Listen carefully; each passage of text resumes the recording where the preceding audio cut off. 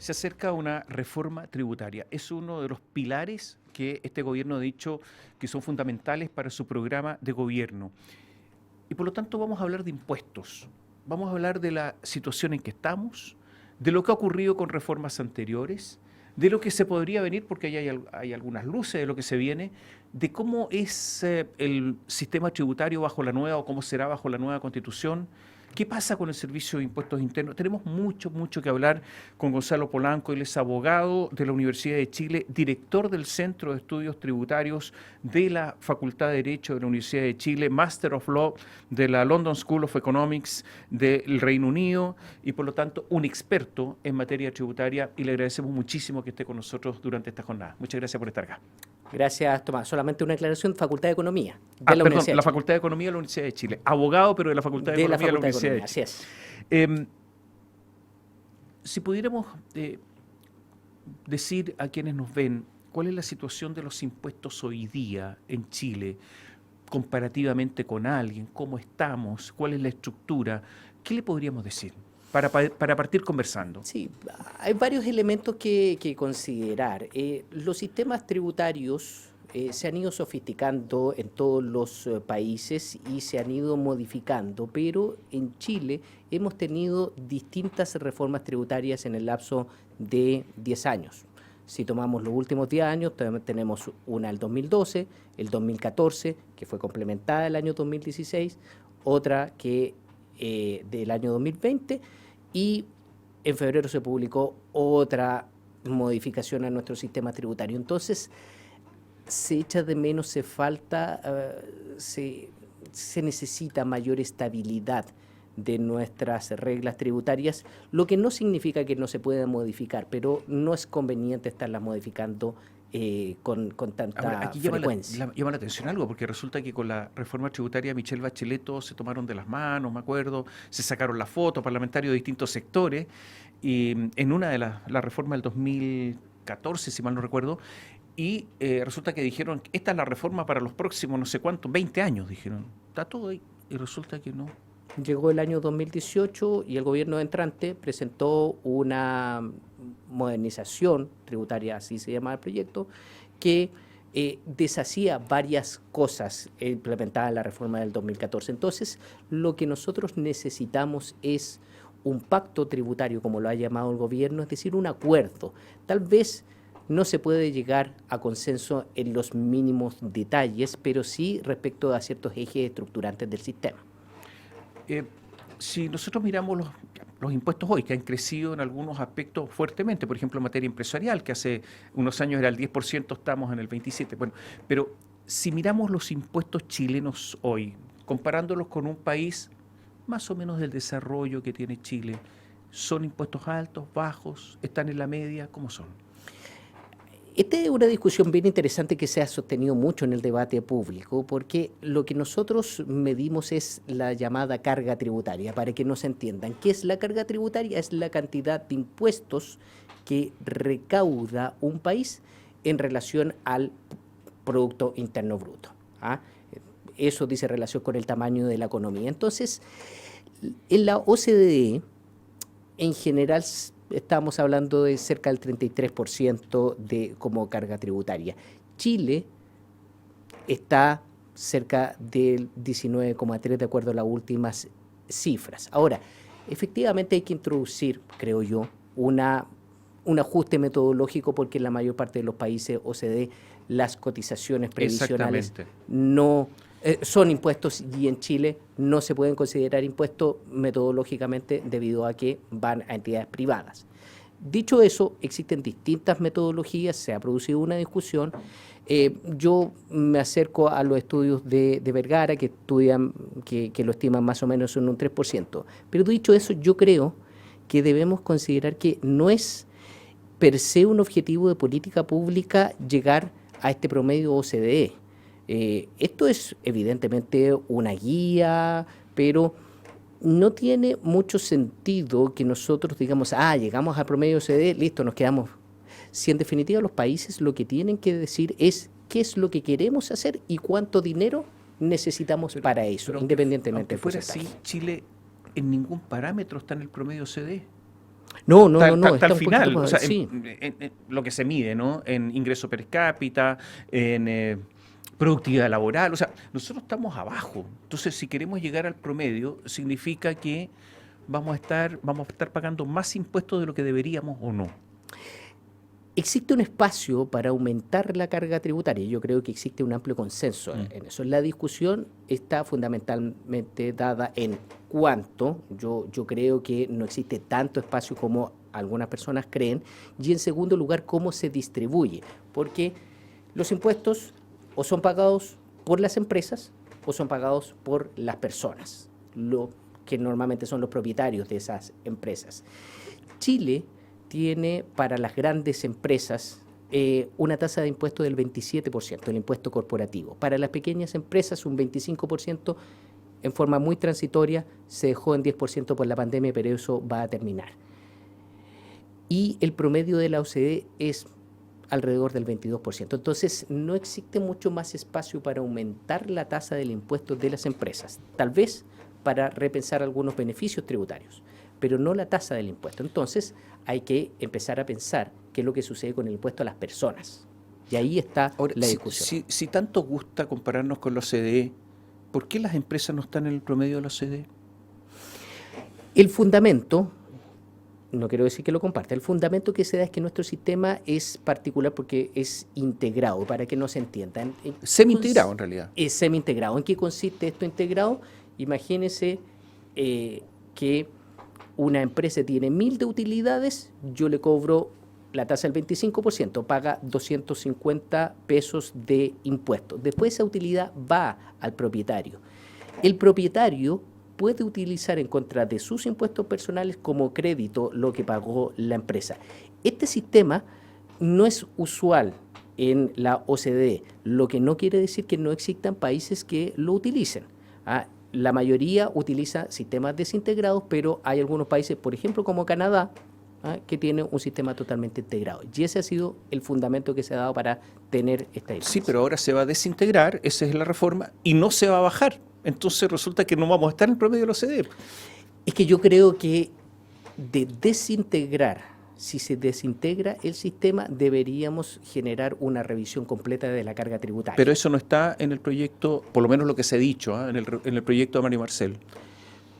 Hay que ver el proyecto, pero yo creo que sería deseable que nosotros revisáramos las cargas tributarias, estableciendo cuánto es lo que en total debería soportar una persona, pensando en su empresa y en la persona, y de ahí distribuirlo convenientemente. Miremos hacia atrás, después seguimos con esto, porque todos dicen queremos recaudar cada vez que hay una reforma tributaria. Primero siempre se dicen algunos impuestos que van a ser transitorios, nunca un impuesto transitorio cuando se sube. Yo creo que eso es una especie de regla. Pero además dicen queremos recaudar tanto. Y resulta que en la reforma tributaria de Michelle Bachelet, esa donde todos se tomaron de las manos, incluso me acuerdo que algunos venían de fuera del país y cambiaron los pasajes en avión para salir en la foto, porque esta era la reforma tributaria definitiva. No se recaudó lo que se dijo. Entonces, se recaudó cerca de la mitad, más o menos. Entonces, el error es grande, o sea, el error es grueso. ¿Qué pasa con estos economistas que hacen los cálculos y se equivocan tanto y nadie responde? Como que si miran para el lado. Entonces, ¿qué pasó con esa reforma tributaria? Las estimaciones de recaudación siempre son eso, estimaciones, y se hacen sobre modelos, y estos modelos contienen muchos sí, es decir, muchos condicionantes, y a veces esos condicionantes no se dan. Además, y esto es una opinión personal, yo creo que muchas veces en los programas de gobierno se tienden a mirar con excesivo optimismo las potenciales recaudaciones. Por ejemplo, en desafíos de reducir la evasión y la elusión, que es un objetivo que todos compartimos, que yo creo que es ampliamente considerado, pero es un objetivo muy difícil. Chile tuvo el año 2007 la menor tasa de evasión en el IVA, que alcanzó a ser el 18,7%. Y desde ahí ha sido tremendamente difícil salir de una cifra cercana al 20%. Ha sido tremendamente difícil a pesar de todos los esfuerzos que se han hecho. Entonces, volver a una tasa del 18,7 requiere tremendos esfuerzos que muchas veces son de mediano plazo y se agotan antes que termine el gobierno. Pero ha habido verdaderas políticas para pagar IVA. hago esta pregunta porque hace muchos años, en algún momento se hizo una campaña para que la gente pidiera la boleta, porque con la boleta se sorteaba no La sé qué. tomboleta. No sé. Hubo una campaña pública y esto creó cierta conciencia pública. Incluso algunos extranjeros venían a Chile y decían, oye, estuve comprando un pescado, no sé, en un puesto en la playa y me pasaban boletas. Se sorprendía en un país latinoamericano. De eso no se habla nada. Nunca he escuchado yo de eso. Entonces, como que se perdió el intento de formar una cultura del pago del IVA, ¿o no? Yo comparto eso. De hecho, si vemos la cultura de otros países que tomamos como referente, en Japón el pago de los impuestos se incorpora dentro de los programas educacionales para que las personas no lo consideren solamente como un castigo. Yo sé que no es grato pagar impuestos, sino que también como una contribución a esto de vivir en sociedad. Lamentablemente eso en Chile se ha perdido. No existe hoy por hoy la cultura del perjuicio que le estamos haciendo al sistema cuando compramos a una vendedora ambulante, por ejemplo. Siempre se habla evasión, elusión. ¿Le podríamos decir a las personas que están viendo este programa qué es lo que es la ilusión? La evasión ya sabemos, el señor no paga impuestos nomás, pero la ilusión. La ilusión consiste fundamentalmente en vulnerar no la letra, sino el espíritu de la ley. Es decir, la persona se aprovecha de ciertos resquicios, de ciertas lagunas que tiene el sistema. Dice, mira, el legislador no pensó que yo podría hacer esto.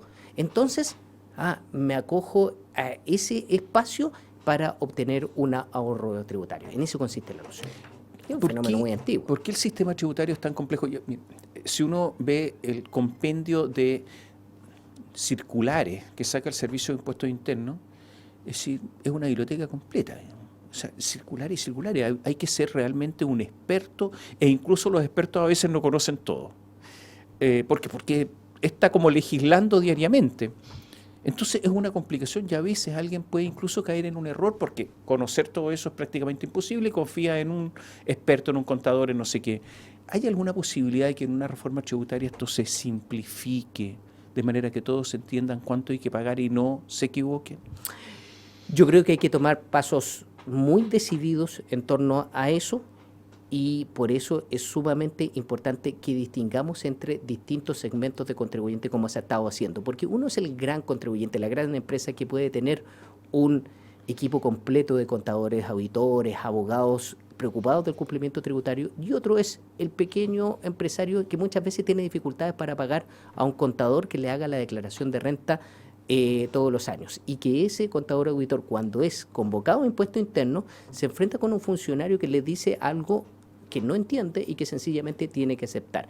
Hay que tomar medidas de educación, hay que segmentar a los contribuyentes y hay que tomar algunas medidas. Por ejemplo, creo yo, la desintegración podría colaborar en algo en la simplificación del sistema, pero quiero decir en algo porque no existen sistemas libres de problemas.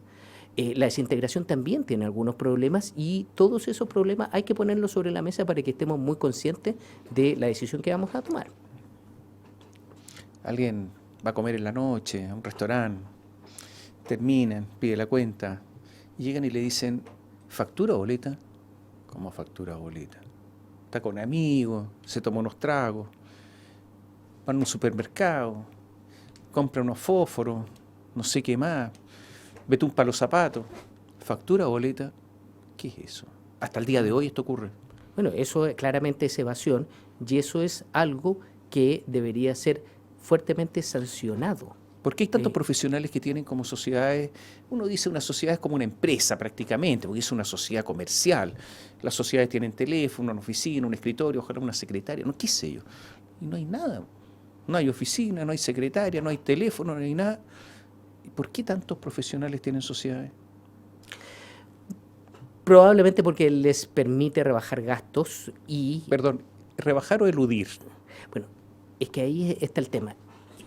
¿Cómo tenemos un sistema tributario que dé cuenta de las nuevas formas de realizar trabajo? Porque efectivamente hay personas que desde su casa pueden estar trabajando y haciendo una pega muy legítima.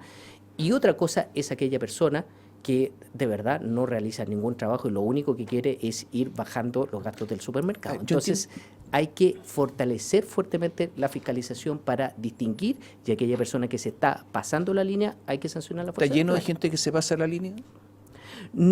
A ver, es que eso es uno de los principales problemas que tenemos como país y que hace difícil la lucha contra la evasión, porque nosotros la medimos oficialmente en el IVA, pero por ejemplo en la renta no hay mediciones oficiales. Michel Jorrat hizo una medición, no recuerdo si el año pasado o el año antepasado, que es el dato que tenemos, pero en estos momentos de manera oficial no existen estimaciones de cuánto es la evasión en renta. Y si nosotros no sabemos, no conocemos este fenómeno, es difícil atacarlo. A propósito de la renta, de los impuestos personales, ¿qué posibilidad hay? Voy a dejar la pregunta planteada, vamos a ir a un alto, de ampliar la cantidad de personas que pagan impuestos. En Chile, impuestos personales paga aproximadamente el 18-19%, ¿no es cierto? Anda por ahí. Es insuficiente, no estamos en el nivel, de nuevo, OCDE. Y lo segundo, se plantea, porque eso se ha dicho ya, subir importantemente los impuestos personales en el último tramo, llegaría en estos momentos hasta en el 44,5, ¿no es cierto? Llegaría al 56,20, 56,2. ¿Eso es viable o no es viable? Volvemos en un instante.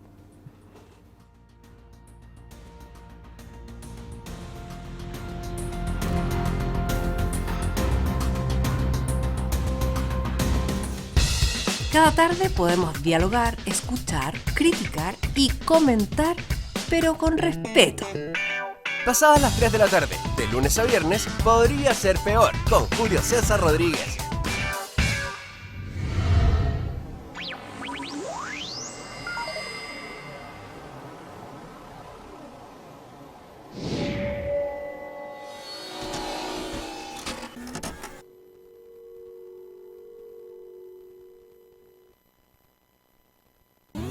De lunes a viernes, pasadas las 10, continúa tu mañana con el Expreso Biobío. Lo que está pasando y los temas más relevantes los conocemos y escuchamos al instante. Acompáñate y viaja junto a nosotros. Expreso Biobío.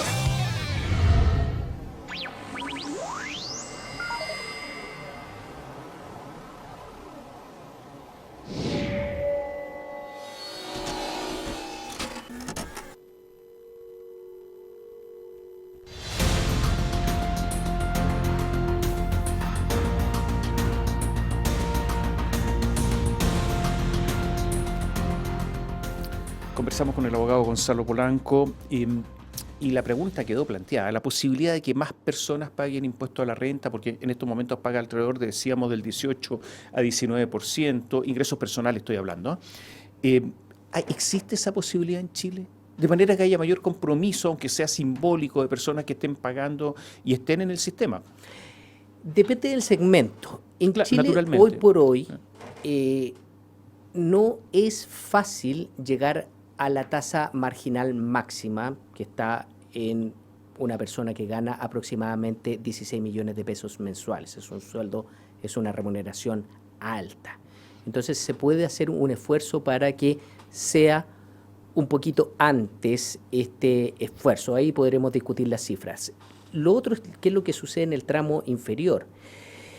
Hay países en donde la generalidad de las personas declara renta, pero claro, son países que tienen una estructura económica diferente, entonces no se trata de copiar mecánicamente la experiencia de otros y trasladarla a Chile. Lo que se podría pensar es lo que se conoce como el impuesto negativo, es decir, las personas deben declarar porque ese es un incentivo para recibir las devoluciones de impuestos o inclusive un subsidio, es decir, ver cómo podemos integrar al Servicio de Impuestos Internos como parte de la política social, pero no en el sentido que ella lo administre, porque yo creo que es una mala idea que el Servicio de Impuestos Internos entregue subsidios, sino que para que pueda esa información ser útil para las políticas sociales. Ya se sabe más o menos, porque se ha dado a entender o a conocer algunas medidas que vienen en la nueva reforma tributaria. Van a subir los tramos, el tramo más alto, al 56,2 más o menos, que es alto. Y la pregunta es si esto es viable. Viable en el sentido de que esto se va a aguantar, se va a resistir 56,2. Es que tenemos que considerar respecto de las cargas que Chile... Desintegrando además el sistema, claro, porque además está eso, ¿no? Es que ese es el tema.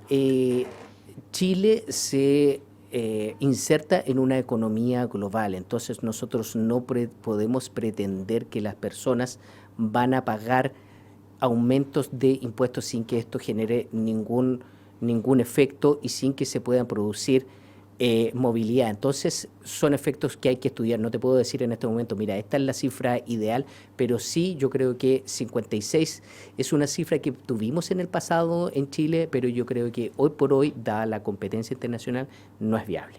Pero si la empresa paga el 27, que es muy alto a nivel internacional, si está desintegrado el sistema, si además se paga el 56,2 por los que son accionistas, por ejemplo, si además se paga un IVA que es alto a nivel internacional, el IVA chileno no es bajo a nivel internacional y es para todo, porque no hay IVAs diferenciados. Si además se pagan contribuciones, si además se paga... ¿Va a ser viable todo esto? Yo hago esta pregunta. Estoy hablando de todo lo que se paga. Sí, por supuesto. Es que por eso yo creo que hay que tomar el sistema tributario en forma integral y ver cuál es la carga que una persona común y corriente, una persona de alto ingreso y una persona de poco ingreso está sometida.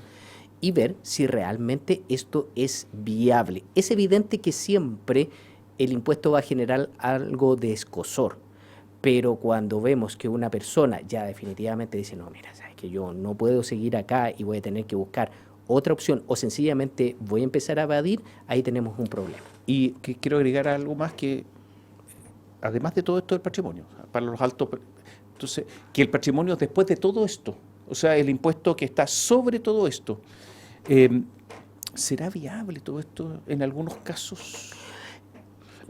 Sigo haciéndome la pregunta porque empieza esto a sumar, digamos, es como una sumadora. Eso por una parte. Y lo otro, ¿se volverán a equivocar de nuevo o no? Porque Michelle Bachelet apuntó al gasto público contra reforma tributaria y la palabra, esta frase recurrente, ingresos permanentes para gastos permanentes, lo único que hizo fue doblar la deuda pública casi 4 años, sin crisis. ¿Pasará lo mismo ahora o no? Es imposible saberlo. Yo siempre lo he dicho, lo dije al calor de la elección presidencial, que me parecían demasiado exigentes las metas de recaudación, pero me encantaría estar equivocado. Son estos errores que yo sería feliz de reconocer. Específicamente, por ejemplo, en cuanto a reducción de la evasión, yo creo que se requieren muchas cosas para reducir en ese porcentaje, pero reitero, es algo que va a tener que analizarse al tenor de las medidas que en cada caso se toman. Se anunció también un aumento de los impuestos en materia de donaciones y herencias. ¿Qué pasa con eso? A ver, yo diría que el sistema de donaciones, este es un impuesto que tiene una baja recaudación en general, como desde el punto de vista global del Estado. El fundamento que tiene es más bien de corregir ciertas desigualdades que vienen desde antes del comienzo de la carrera, ¿cierto? Porque hay personas que heredan sus patrimonios, etcétera. Y ahí se ha producido dos fenómenos. Primero que todo, cortar espacios de elusión que se producían a veces, por ejemplo, con ciertos seguros, y se ha estudiado el aumentar la carga tributaria. En cuanto, francamente, yo lo desconozco, no es algo que, al menos revisando el programa, esté dicho explícitamente, al menos yo no recuerdo haberlo visto. ¿Qué pasa con las empresas familiares? Por ejemplo, digo esto porque hay muchas pymes que son empresas familiares, en Chile son muchísimas. Bueno, pero eso es herencia. Entonces resulta que cuando a una empresa, si paga el 30, el 40, le sacan el 40, esa empresa quiebra, esa empresa no es viable. ¿Qué va a pasar con eso?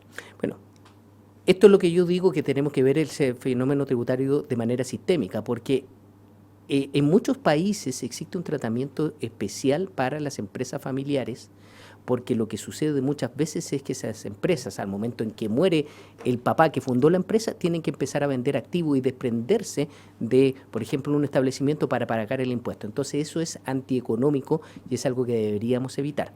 Eso es noticia en desarrollo, vamos a ver cómo está en el proyecto. Vuelvo al tema de la discusión de las cotizaciones previsionales, si son impuestos o no impuestos, porque al final se pagan, más allá de que vaya a una institución privada o no, se pagan, o sea, hay una carga. ¿Cuánto representa las cotizaciones previsionales en la carga tributaria?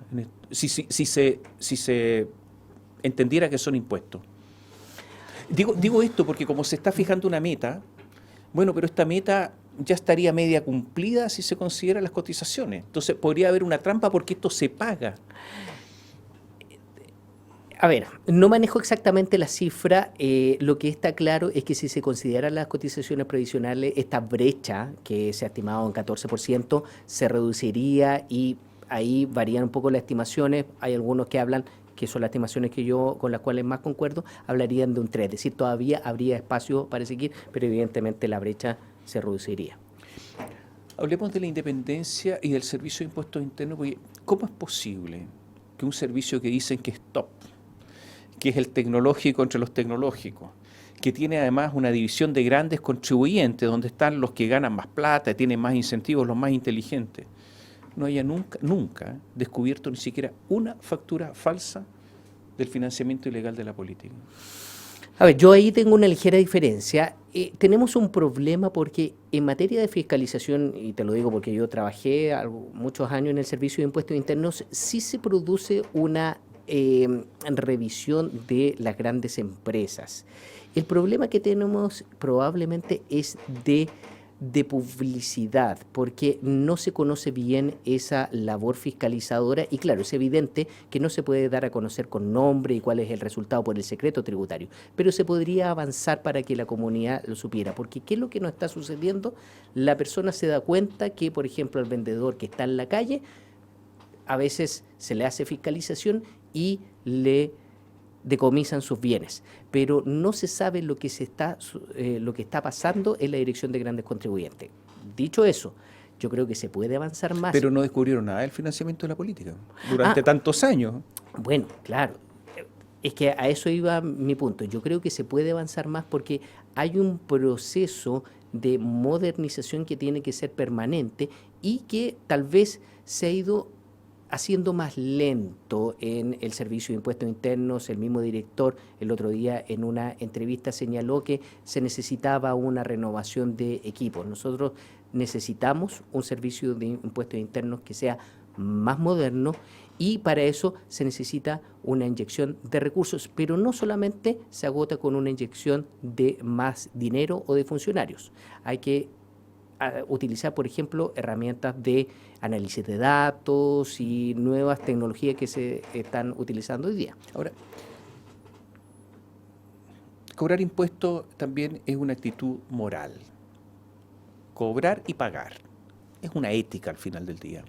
Y quien cobra los impuestos, quien fiscaliza, es tesorería, pero está el Servicio de Impuestos Internos, evidentemente que tiene que tener una ética elevada.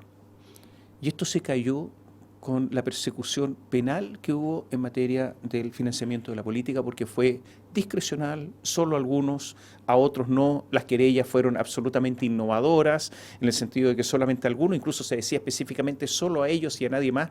Un escándalo. Yo me acuerdo lo que pasó con el subdirector jurídico, Cristian Vargas, que tuvo que irse porque él quería presentar querellas contra todos por igual y se tuvo que ir del servicio.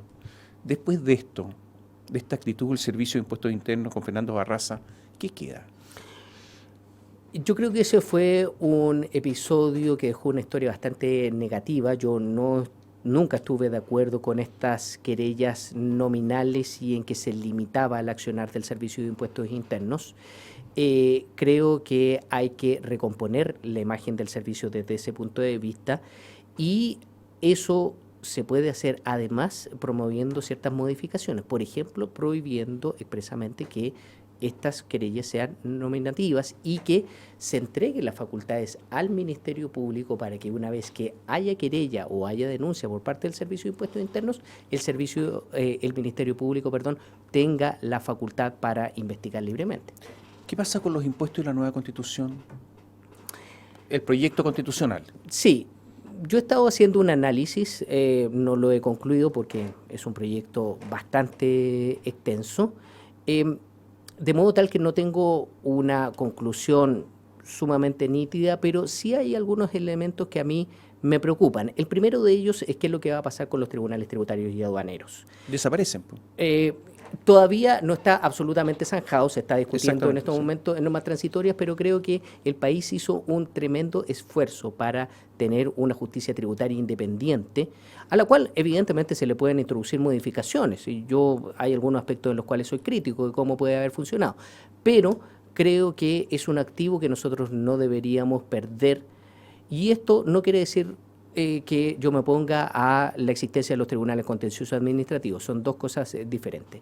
Y en segundo lugar, a mí me llama la atención y me preocupa que hayan algunos aspectos que yo creo que son más bien programáticos o de política pública que no creo necesario haber puesto en la Constitución. Me refiero específicamente a una frase que dice, por ejemplo, que el sistema tributario tiene que tener, entre otros objetivos, el disminuir la pobreza, el combatir la desigualdad. Yo creo que ese es evidentemente un objetivo que todos compartimos, pero los sistemas tributarios tienen muchos otros objetivos. Por ejemplo, fomentar el crecimiento económico. ¿Por qué no se coloca el crecimiento económico dentro de esos objetivos? ¿Por qué no se coloca la simplicidad? ¿Por qué no se colocan todos estos? Entonces me preocupa, y es algo que tengo que investigar más, ¿cuál podría ser la consecuencia en la práctica de este tipo de menciones en la Constitución? Entonces, yo creo que hay muchas cosas que hay que mirar con detención en el proyecto de nueva Constitución. Noticia en desarrollo, entonces. Noticia en desarrollo, absolutamente. Gracias por estar con nosotros. Muchas gracias a ustedes. Y a ustedes, muchas gracias. Gracias por seguirnos.